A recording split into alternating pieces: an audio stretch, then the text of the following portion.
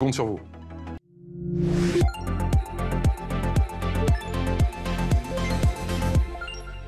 Bonjour et bienvenue dans la quotidienne de School TV, l'émission qui vous raconte l'éducation au quotidien. Au sommaire aujourd'hui, avril 1945, le camp de Buchenwald est libéré. Parmi les survivants, plus d'1 millier d'enfants juifs qui ne savent pas où aller.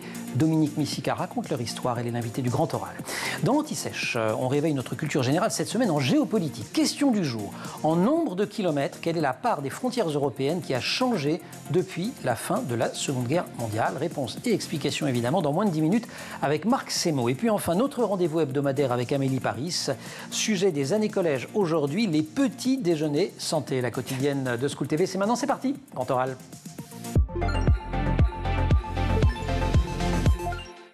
Dominique Missika, bonjour. Bonjour. Je suis ravi de vous accueillir. Vous êtes historienne, autrice de très nombreux ouvrages, notamment sur l'occupation. Et vous signez aux éditions Steinkies, qu'on aime bien ici, une bande dessinée à la fois bouleversante, instructive, mais aussi pleine d'espoir, intitulée Les enfants de Buchenwald. Les dessins sont signés Anaïs Depommier, les couleurs Alessandra Alexakis. Je le signale parce que c'est aussi un beau livre, et pas seulement un livre dans lequel on apprend des choses. Je vais commencer avec cette dimension bouleversante, on va resituer les choses. L'arrivée d'enfants au cœur de Buchenwald, c'est pas du tout un camp pour les enfants. Et là, en janvier 1945... Ils arrivent des ghettos, ils arrivent du camp d'Auschwitz, ils ont survécu par miracle. Ils sont des enfants, en tout cas des adolescents ou des grands enfants, parce qu'il faut... Les enfants qui arrivent au camp d'Auschwitz sont immédiatement exterminés. Eux sont plus grands, ils ont 13-14 ans, ou bien ils viennent des ghettos, auquel cas ils sont plus petits. Mais toujours est-il qu'ils ont traversé des épreuves terribles. Ils arrivent au camp de Buchenwald au début de janvier 1945. Un camp qui accueille tout type de détenus, hein, ça il faut le prévenir. Il a été créé en 1937. D'abord pour les opposants politiques. Pour les Allemands, voilà. les Allemands anti-nazis. Puis il y a eu des Polonais, il y a eu des Russes, des Français en très grande quantité, des Juifs, des Polonais, des Hongrois. Enfin, c'est un immense camp avec des commandos satellites, ce qui fait que Buchenwald est vraiment une machine de mort. Il n'y a pas d'extermination comme à Auschwitz, mais il y a des travaux forcés, on y meurt de mauvais traitements, manque d'hygiène, manque de nourriture, coups. Bref, ces comme enfants... dans tous les camps qui n'étaient pas des camps d'extermination, mais qui produisaient le même effet. Absolument. Et ces enfants, par miracle, vont survivre. Alors, ils vont survivre par miracle. Au début, pas seulement par miracle, puisqu'ils arrivent dans cet univers de torture, de dénuement, mais il y a une résistance intérieure dans le camp, et elle prend une décision bouleversante quand on vous lit. C'est absolument incroyable. Ce réseau de résistance, dont faisait partie un certain nombre de Français à l'intérieur du camp, va réaliser que ces enfants, il faut les mettre à l'abri, parce que si jamais les SS les découvrent, ils vont être immédiatement exécutés. Donc ils vont les cacher, ou plus exactement, ils vont les réunir dans une des baraques, dans une ou deux baraques, en prétextant que ce sont des malades du typhus. Or, les SS ont une peur panique de toute maladie infectieuse, donc ils ne s'approcheront jamais de ce bloc. Ça les tient à distance. Et c'est ce qui va permettre de les sauver. Certains sont aussi... Il y a parmi les enfants de Buchenwald, il y en a qui sont aussi cachés à la lingerie, à l'infirmerie, etc. Mais c'est un grand élan de solidarité envers ces jeunes. Qui est quand même extrêmement émouvant. Le camp est libéré quelques mois plus tard par l'armée américaine. Et là, ces enfants, ils sont un millier à avoir survécu. Et la bande dessinée, elle raconte la suite de l'histoire, le devenir de ces enfants. Et vous vous êtes inspiré, alors c'est fictionnalisé, je ne sais pas comment dire, c'est romancé, mais vous vous inspirez de l'histoire réelle d'un certain nombre de personnages. Comment vous les avez choisis? Il y en a qu'on connaît d'ailleurs. Oui, alors il y en a qui sont devenus célèbres. Voilà. Elie Wiesel, prix Nobel de la paix. Meyerlo, qui est devenu le grand rabbin d'Israël.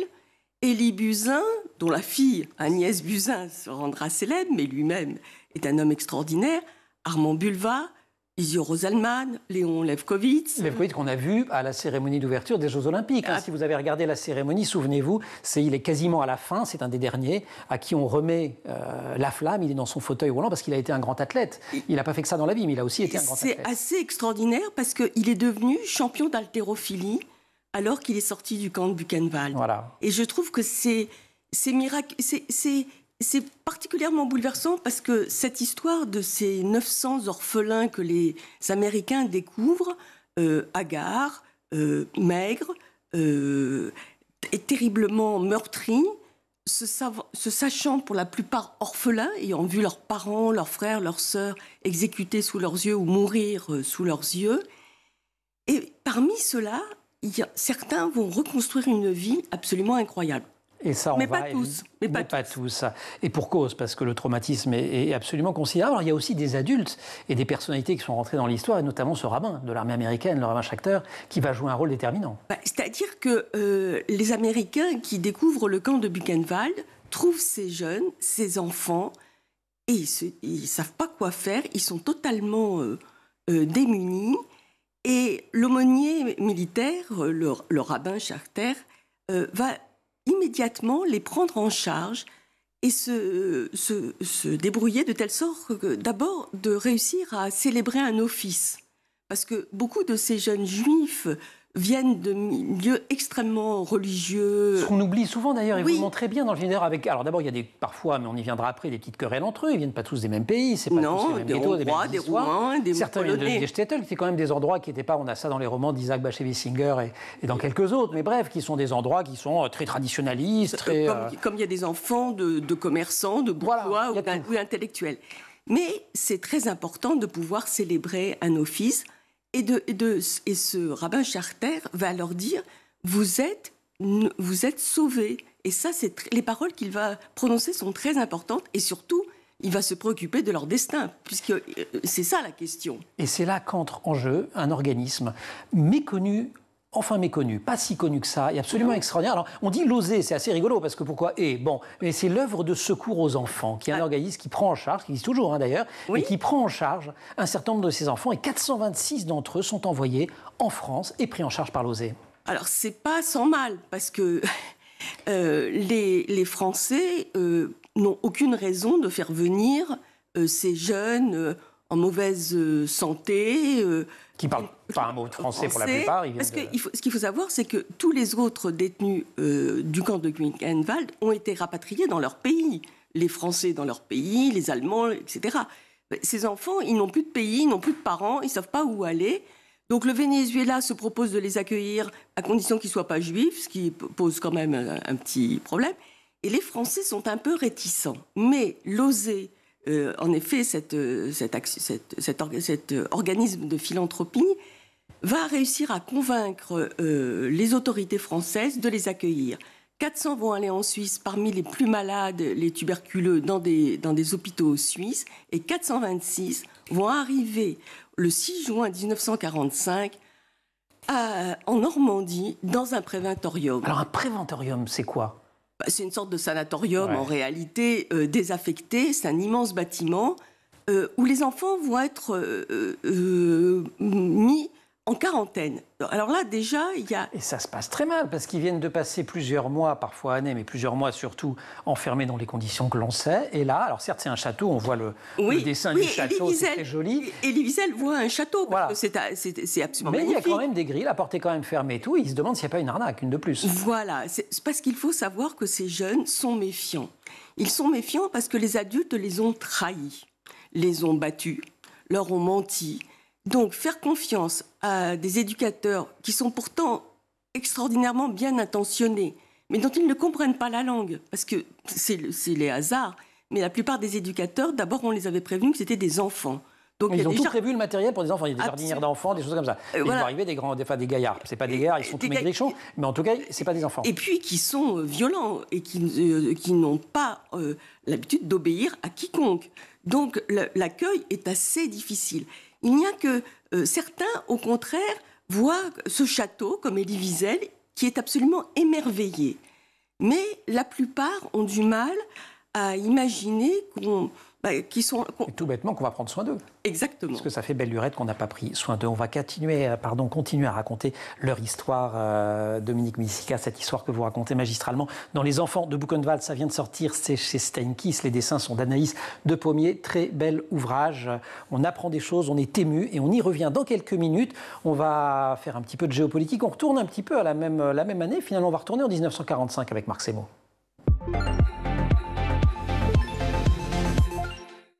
Alors on se concentre pour l'anti-sèche du jour en nombre de kilomètres. Quelle est la part des frontières européennes qui a changé depuis la fin de la Seconde Guerre mondiale? On va faire durer le suspense. Le temps de saluer Marc Sémon. Marc Sémon, bonjour. Bonjour. Journaliste spécialisé dans les questions internationales, longtemps à Libération, puis au Monde, aujourd'hui éditorialiste pour Challenge et collaborateur à France Culture, auteur de La géopolitique en 100 questions qui vient de sortir chez Talendier, sous-titre Comprendre le monde de demain. On comprend aussi très bien celui d'hier et d'aujourd'hui. Alors, on avait des frontières au sortir de la Seconde Guerre mondiale, on les compte en kilomètres.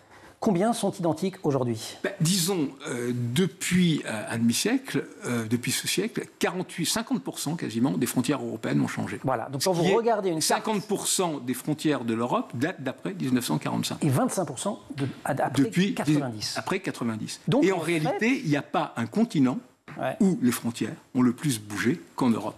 C'est-à-dire, avec l'effondrement des empires après la Première Guerre mondiale, et puis de nouveau le grand chambardement d'après la Seconde Guerre mondiale, plus celui d'après 1990, on peut imaginer que, par exemple, un petit vieux ou une petite vieille qui vivait dans un de ces coins de Pologne, d'extrême-est de la Pologne, ou d'extrême nord de la Roumanie ou de l'Ukraine, sans jamais quitter son village. A changé de nationalité 3 ou 4 fois. Au moins 3 ou 4 fois. Ça rappelle des choses à ma famille. Les frontières qui n'ont jamais cessé de bouger. Alors, si vous prenez un exemple en Europe de l'Est, c'est pas par hasard, c'est parce que c'est plutôt à l'Est que ça a bougé qu'à l'Ouest. Bon, ça a été... Oui, mais alors, ce qu'on a vu, c'est qu'il y a un effet un risque potentiel de mimétisme, parce qu'il y a les Écossais qui veulent être indépendants, ça a raté, les Catalans qui veulent être indépendants, mais il faut voir, par exemple, que plus de la moitié des États qui ont adhéré de l'Est, qui ont adhéré à l'Union européenne en 2004, ou en 2007, dans le grand train des élargissements, ils n'existaient pas. N'étaient pas des États avant 89. Tchécoslovaquie, qui se scinde en deux, voilà. Les ex-républiques yougoslaves, etc., etc. Ça fait beaucoup. Les frontières, elles sont évidemment au cœur de la réflexion, au cœur de la compréhension de la géopolitique. Et alors vous consacrez plusieurs chapitres d'ailleurs aux frontières. Il y en a 3 ou 4. C'est passionnant, les frontières. Parce que c'est absolument passionnant. Elles sont inscrites, elles sont du temps inscrit dans l'espace, dit Michel Fouché, diplomate et géographe. Oui, parce que les frontières, c'est l'histoire. C'est l'histoire qui se trace. C'est les legs de l'histoire. Alors, il y a les frontières effectives qu'on connaît, qu'on voit, et puis les frontières invisibles, qui restent celles à l'intérieur des États, parce qu'il y a des différences linguistiques, culturelles et autres, mais même la mémoire des frontières oubliées. C'est-à-dire encore maintenant les comportements politiques en Roumanie ou en Pologne, selon les régions, dépendent du fait qu'elles étaient ou non dans l'Empire austro-hongrois, ou pour la Pologne dans l'Empire russe, ou pour la Roumanie dans l'Empire ottoman. Parce qu'il n'y a pas du tout le même genre de comportements électoraux, il y a plus de sel de bain dans les uns que dans les autres, etc. Donc ces frontières restent comme des membres invisibles. Il faut voir que la frontière, maintenant on est très dans un monde sans frontiérisme, la globalisation, etc. Mais la frontière, c'est important, parce que d'abord ça marque une souveraineté, ça marque une citoyenneté, mais surtout, la frontière, c'est comme une peau. C'est un dedans et un dehors. Voilà. Et c'est en ça... et c'est un espace de contact. Voilà, et c'est contrairement à ce qu'on pense, parce que je l'ai lu dans votre livre. Voilà, c'est un espace de contact. Alors la frontière peut être une barrière, peut être une frontière fermée, mais aussi la frontière, c'est au contraire aussi un lieu de contact et d'échange. Donc Régis Debray avait fait un très beau livre qui s'appelle L'éloge des frontières, parce que voilà, même en ces temps de mondialisation, même en ces temps où évidemment c'est magnifique que l'on puisse circuler dans l'Union européenne depuis les accords de Schengen sans trouver un seul douanier, etc. Et malgré tout... oui, voilà. Et puis le sujet revient quand même au cœur de l'actualité. Voilà. Et puis il est aussi au cœur, il forge les 2 principes fondamentaux du droit international moderne, inviolabilité des frontières, intégrité territoriale. C'est-à-dire qu'une fois, et ça pour le coup, il suffit d'ouvrir un journal ou... et puis il y a une troisième notion qui est encore plus perverse, c'est celle d'intangibilité. C'est-à-dire que même si, parce que dans les autres cas, on peut modifier une frontière par accord, on modifie généralement par la guerre. L'intangibilité, c'est qu'on ne peut pas la modifier. Ça a été fait quand ? Ça a été théorisé d'abord au moment des indépendances en Amérique latine, contre l'Espagne, puis ensuite en Afrique, afin d'éviter des conflits en série. Et la charte de l'Organisation de l'Union africaine, même s'il y a eu 2-3 exceptions, proclame encore l'intangibilité des frontières. Ouais, vous parlez charte, vous parlez droit. Ceci étant, souvent, les frontières, elles ont été déterminées par la force, par la guerre. Oui, absolument. Et ensuite entériné par le droit et des grandes conférences. Marc Semo, la géopolitique, comprendre le monde de demain en 100 questions, vous l'aurez compris, ne serait-ce qu'à cet exemple des frontières, à la fois, il y a de l'actu, il y a évidemment de l'histoire, il y a de la philo aussi, il y a plein de choses dans ce livre, la géopolitique, qui est quand même, c'est vrai, une science très accueillante pour les autres séances, c'est ce qui la rend absolument passionnante, évidemment, de la géographie. Le but du livre, c'était un peu d'avoir les clés pour comprendre le monde dans lequel on vit. Et voilà, et il y en a 100. Voilà. Et les autres livres, des 100 questions chez Talandier, qui est une excellente collection. On se retrouve demain ? Eh oui. Question pour demain, quelle proportion des terres émergées l'Empire français couvrait-il il y a un siècle ? Rendez-vous demain pour la réponse avec Marc Semo. Pour l'heure, on retrouve le grand oral.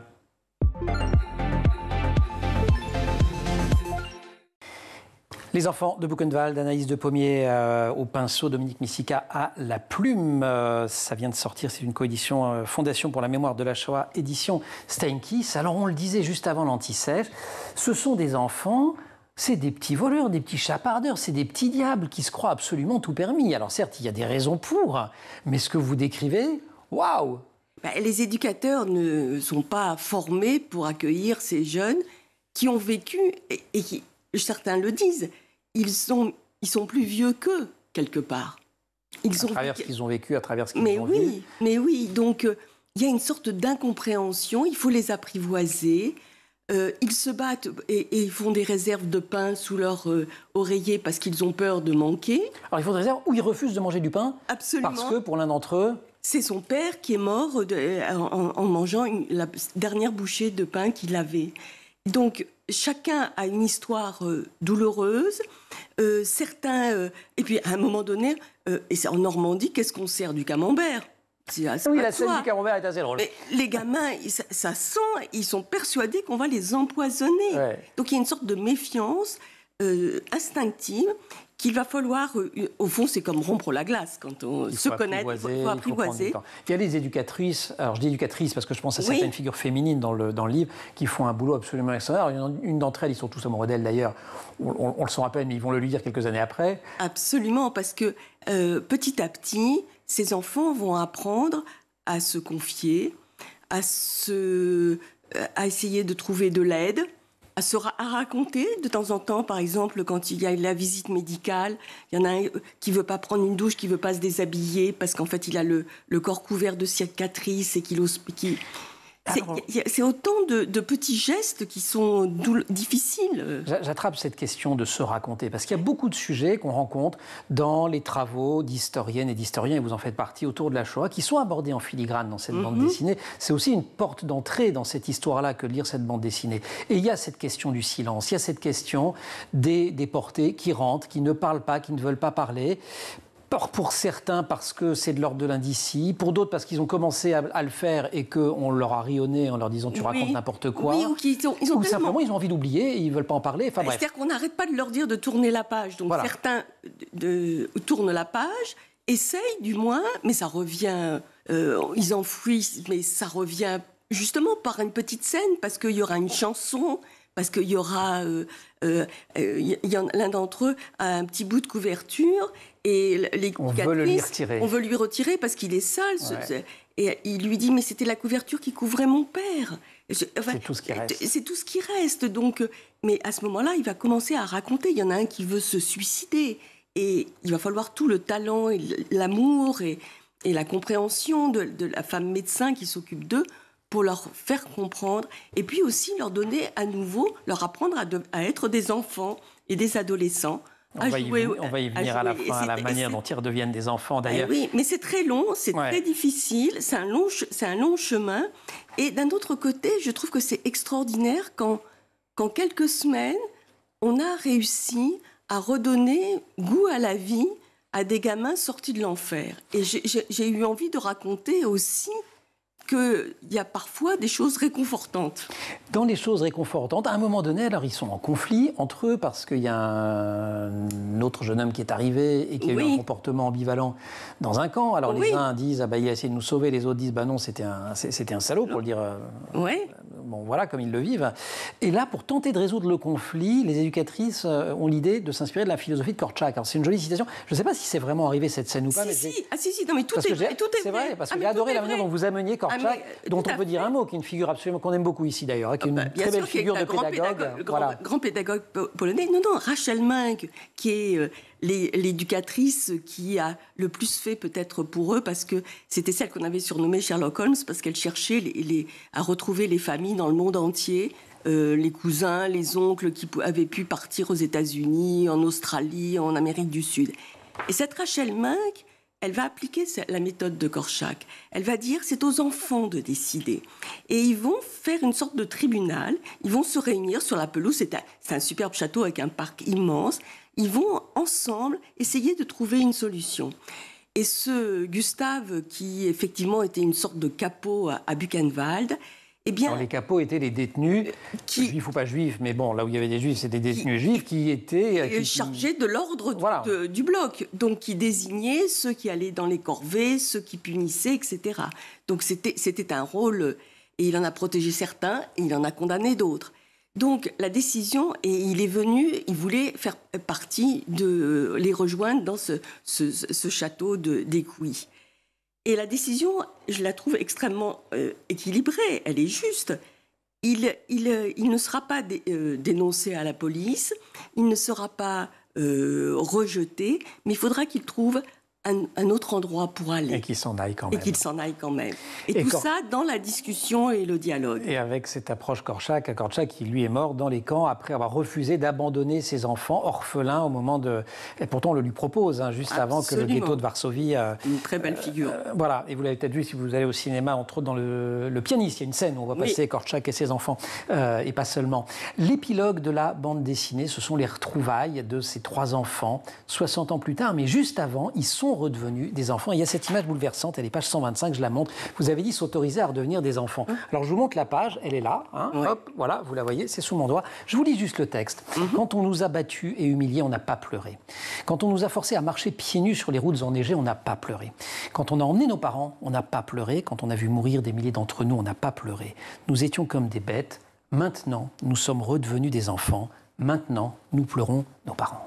Oui, parce que cet aumônier qui les a sauvés du camp de Buchenwald va venir les revoir et il va trouver les mots, mais quelques mots simplement, et ils vont se mettre tous à pleurer. Et c'est vrai que ça prouve qu'ils ont réussi, que l'équipe de l'OSE a réussi à leur donner un goût à la vie. Après, il faudra reconstruire leur vie. Ça sera plus difficile. Beaucoup vont partir.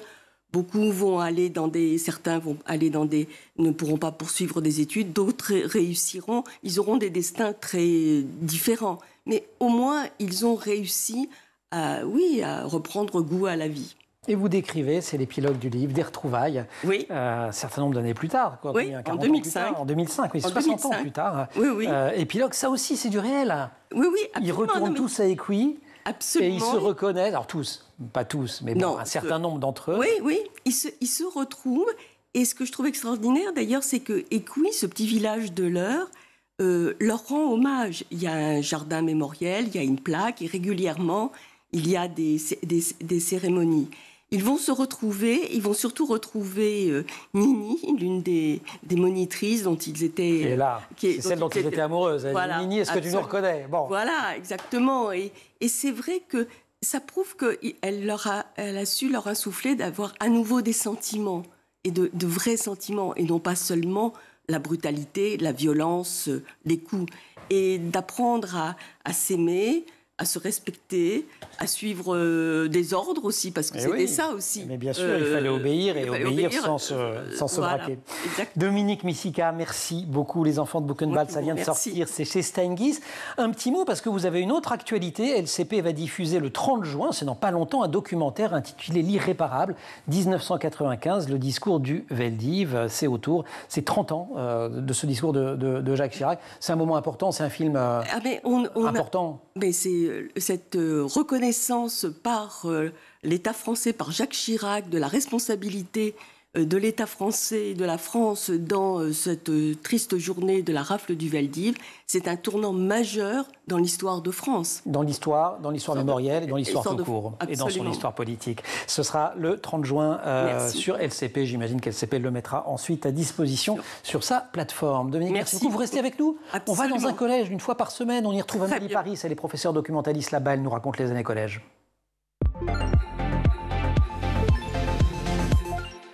Et comme chaque semaine, nous avons le plaisir de retrouver Amélie Paris. Amélie, bonjour. Bonjour. Le collège Utrio, qui est le collège où vous êtes professeur documentaliste, collège situé à Paris dans le 18e en REP. Plus. Avec le soutien de la Caisse des écoles de l'arrondissement, a lancé une initiative, les petits déjeuners santé. Alors moi, ça m'évoque tout de suite les berlingots. Il y a une époque où on nourrissait les enfants, notamment après-guerre d'ailleurs, puisqu'on en parle. Et moi, on me donnait un verre de lait. Ah bah le verre de lait, c'était l'héritier du berlingot. Ouais. Ah bah voilà. C'était en maternelle, je me souviens. Un très mauvais souvenir. Si vous n'aimiez pas le lait. Bon, et donc vous infligez ça à vos élèves maintenant, qu'est-ce qui se passe? Non, justement, c'est pas la même chose, puisque nous, depuis le mois de janvier 2025, donc les 420 élèves du collège ont été invités à prendre un petit déjeuner équilibré au réfectoire lors de la première heure de la journée, c'est-à-dire de 8h à 9h. Alors c'est le CPE qui est porteur de cette initiative, qui s'est basée entre autres sur une enquête IFOP menée auprès de 480 collégiens en 2022 et qui révélait que seulement 34% d'entre eux prennent un petit déjeuner complet selon la définition du programme national nutrition santé qui prévoit donc des céréales, un produit laitier et un produit fruitier. Donc 34% à prendre un petit déjeuner recommandé, ce n'est pas beaucoup, mais il y a aussi ceux qui n'en prennent pas de manière quotidienne. Et cela concerne surtout les filles, puisqu'elles sont 68% avouées ne pas prendre de petit déjeuner tous les jours, même si elles reconnaissent l'importance de ce repas. Et alors en plus, si je me souviens bien, cette habitude des collégiennes de prendre le petit, elle se perd au fil des années. Oui, c'est surtout vers la 4e. Ça va, et quand elles grandissent. Donc vers la 4e, elles commencent à sauter le repas. Alors le manque de temps est la principale raison qu'elles invoquent, trop fatiguées. Elles préfèrent gagner quelques minutes de sommeil. Elles privilégient aussi leur préparation physique, routine, beauté, maquillage, coiffure et choix des vêtements, comme me l'a confié Farah, une élève en 3e. Entre mon fer à lisser pour mes cheveux et mon maquillage, je n'ai clairement pas le temps pour mon petit déjeuner. On va pas remonter le réveil d'un quart d'heure. Non. Mais non, quelle idée. Alors, il y a quand même celles qui le prennent, le temps, mais elles sont 80% à l'avaler en moins de 10 minutes, leur petit déjeuner. Donc, c'est assez express. En tout cas, pour celles et ceux qui n'ont pas faim au réveil, parce que ça arrive aussi et qui sont nombreux, selon l'enquête, le docteur Arnaud Cocolle, lui, conseille de dormir mieux et plus longtemps, entre 9 et 10 heures, pour avoir faim au réveil. Et puis, alors, il y a aussi le petit coup de pompe, celui de 10 heures du mat, qui peut entraîner un manque de concentration en classe. Et là, vous avez nos petits déjeuners santé. Et oui, et comme vous le disiez, Emmanuel, donc cette action a été menée avec le soutien de la Caisse des écoles du 18e arrondissement. Donc les élèves ont petit déjeuner des produits céréaliers, des produits laitiers, des produits fruitiers qui variaient selon l'époque, puisque cette action s'est étendue entre les mois de janvier et de mai. Chaque séance débutait par un questionnaire à destination des élèves sur leurs habitudes alimentaires, qui va dans le même sens d'ailleurs que l'enquête IFOP, donc pas assez de temps et rares sont les élèves, quand ils prennent un petit déjeuner, qu'ils prennent équilibré. Et ce qu'ils oublient souvent, ce sont les fruits. Alors, on a évidemment aussi... Dingue. On a profité de ce moment qui était convivial pour sensibiliser les élèves à l'importance d'une alimentation saine, variée et équilibrée, au rôle essentiel du petit déjeuner. Et peut-être, on espère que ce dispositif sera élargi l'année prochaine à toute l'année. Ok, mais en attendant septembre, est-ce que vous avez des conseils à donner aux collégiennes et aux collégiens quand on n'a pas la chance d'avoir un collège comme le vôtre qui organise ce genre d'initiative? Eh bien, prendre dans son sac un morceau de pain et du fromage, une banane ou une pomme, quelques fruits secs aussi, ou alors une bouteille de yaourt à boire, à consommer évidemment uniquement pendant la récréation de 10 heures et non pas dans les salles de classe ni au CDI. Et pour ceux qui préfèrent manger chez eux, je leur conseille de tout préparer la veille sur la table et d'opter pour un bol de céréales avec un bol de céréales qui sera plus rapide à préparer, à consommer que des tartines à beurrer et du chocolat à faire chauffer sans oublier évidemment le fruit. Règle de base, préparer le petit-déj la veille. Merci beaucoup, chère Amélie. J'imagine que les enfants de Buchenwald, de Dominique Missier et Anis de Pommier 2, qui viennent de sortir chez Steinkies, ont trouvé une digne place dans votre CDI. Oui. Au chapitre de des ouvrages et du désir de lire que vous essayez de partager aussi avec les élèves. Amélie, merci donc. Et puis on est en pleine période d'examen entre le bac, le DNB, toutes ces choses-là. Donc le petit-déj, ne l'oubliez pas. Dominique, merci beaucoup de nous avoir rendu visite. Rendez-vous en librairie avec ses enfants de Buchenwald et sur LCP le 30 juin pour la diffusion de L'Irréparable. La quotidienne, c'est fini pour aujourd'hui. Merci aussi à toute l'équipe. Laure Audemont au maquillage, Marine Plantec et Dylan Colère à la préparation, qui sont en régie aujourd'hui avec au son Saïd Mamou et à la réalisation Angèle Jean Girard. Vous restez sur School TV, vous nous retrouvez nous en permanence sur Internet et sur les réseaux sociaux.